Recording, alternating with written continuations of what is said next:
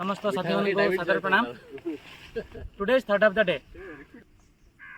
It doesn't matter what happens to you, but it matters most how you react to that situation.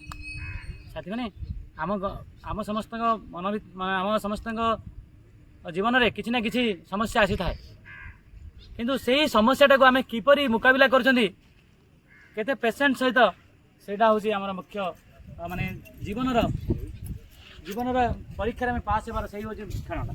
से क्षण आम प्रकृत में पास होगा दरकार, तेज जाकर सब व्यावहारिक सब ज्ञान सब आमर सार्थक हम। अदरवाइज व्यावहारिक ज्ञान बिना पुस्तक ज्ञान सब व्यर्थ। जय जगन्नाथ। नमस्कार। नमस्कार।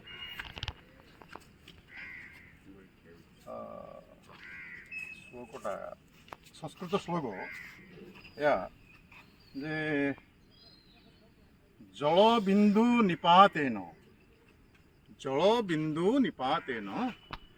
क्रमशः पूज्यते घटः सक्रमं सर्वविद्यानां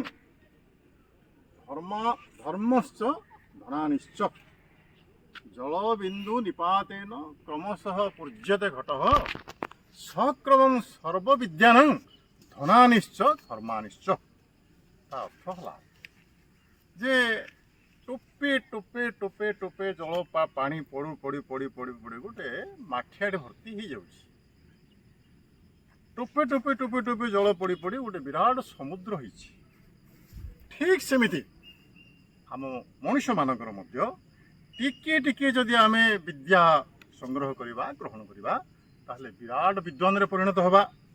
धन जदि टिके टिके संचय करवा आमे निश्चित भाव बेसी धनी नहले मत जहाँ भाग हवा आउ से परी ज्ञान जदि संग्रह करवा से ज्ञानी हवा। नमस्कार।